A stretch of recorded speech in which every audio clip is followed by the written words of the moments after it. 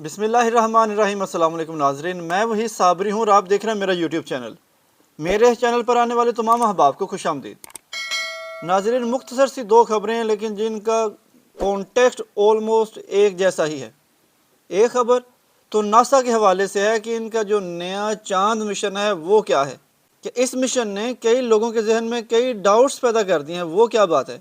اور دوسری بات ہے کہ آج کل سعودی عربیہ ترکیہ کے بینکوں میں بڑے روپے دھڑا دھڑ جمع کروا رہا ہے، وہ کیا ماجرا ہے، یہ بھی بات کرتے ہیں۔ ابھی آج سے کوئی 50 سال پہلے ناسا نے 1969 میں اپنے چاند مشن کو روانہ کرنا شروع کیا تھا۔ بڑے مشن بھیجے، اپولو 1 2 3 12 13 14، اور آخر کار جب یہ 11 اپولو 11 کا جو ٹور تھا، جس میں بیان کیا جاتا ہے کہ نیل آرمسٹرانگ اور اس میں ایک دو لوگ اور بھی سوار تھے، وہ آخر کار چاند کی سرزمین پر پہنچے۔ کچھ انہوں نے یہ کچھ بیان کیا گیا ہے کہ سرفیس پر اترنے سے پہلے انہوں نے 10-12 چاند کی سرفیس کے چکر لگائے اوپر جو مدار میں، پھر وہ 8 گھنٹے تک ایک دن میں چاند کی سرفیس پر گھومتے تھے۔ جب وہ چاند کی زمین پر اتر گئے تو انہوں نے 3 دن تک 8 گھنٹے وہاں پر جو ہے موومنٹ کی چاند کی سرزمین پر۔ تو کہتے ہیں جب وہ لوگ واپس آئے، نیل آرمسٹرانگ اور ان کی ٹیم، تو انہوں نے وہاں پر امریکہ کا جھنڈا چھوڑا تھا، بائبل شریف چھوڑی اور ایک دو اور انسانی چیزیں، تاکہ لوگوں کو پتہ چل سکے جو بعد میں انہیں پتہ ہو کہ یہاں پر لوگ پہلے آ چکے ہیں۔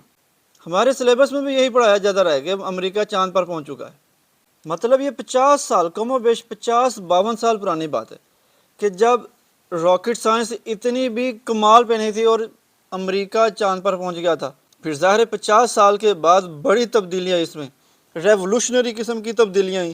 اس کے باوجود کہ امریکہ جو ہے چاند کا چکر لگا کے آ گیا ہوا ہے، پھر بھی اب جب امریکہ نے دوبارہ کوشش کی کہ انسان کو چاند پر بھیجا جائے، امریکہ کے کئی جو لانچنگ جو سسٹم ہے وہ خراب ہوئے۔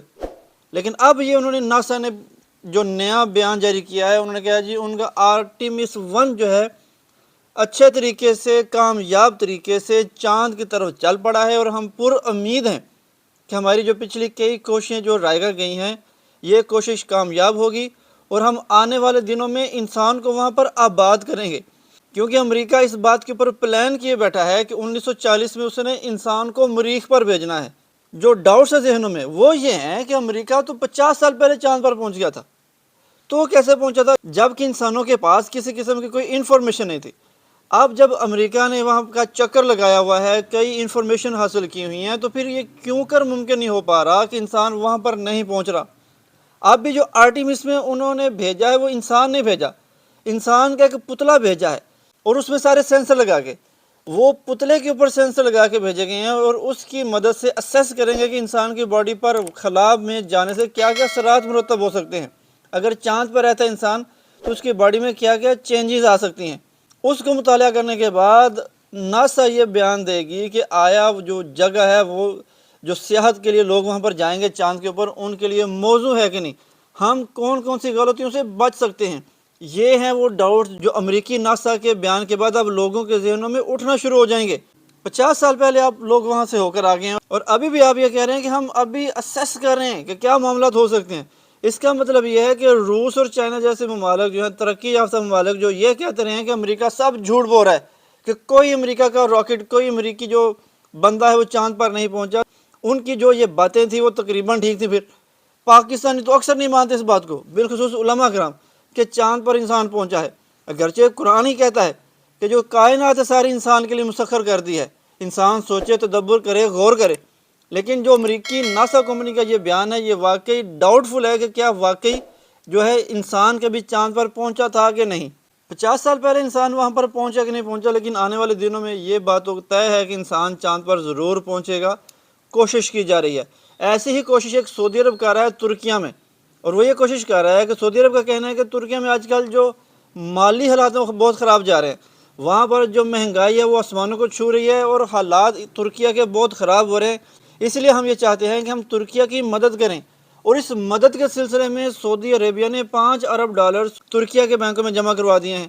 اگرچہ کہ ابھی تک ترکیہ کے جو آفیشلز ہیں ان کا کوئی بیان سامنے نہیں آیا۔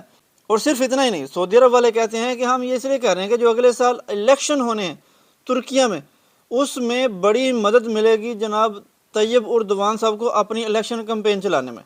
یہ بھی ان کا خیال ہے کیونکہ اگلے ہی سال معاہدہ لوزان ختم ہونے والا ہے کہ جس کے تناظر میں ترکیہ کلیم کرے گا کہ سعودی عرب اس کا حصہ ہے، اسے واپس کر دیا جائے۔ ممکنہ طور پر یہ ایک ایلیمنٹ ہو سکتا ہے سعودی عرب کا ترکیہ کو اپنے ساتھ ایڈجسٹمنٹ کرنے کے لیے، کہ اگر ہم ان کو ترکیہ کو سپورٹ کرتے ہیں تو عین ممکن ہے کہ ترکیہ اس بات کو بھلا دے، جو کہ ممکن نظر نہیں آتا۔ جس طرح چاند پر انسان ابھی تک پہنچا ہے کہ نہیں پہنچا، یہ بات ڈاؤٹ میں ہے، یہ بھی بات ڈاؤٹ میں رہے گی کہ آیا ترکیہ سعودی عرب کی اس فائنینشیل ہیلپ کے بعد بھی اپنے معاہدے سے، اپنے وعدے سے دستبردار ہوتا ہے کہ نہیں۔ دعاؤں میں یاد رکھیے گا۔ السلام علیکم۔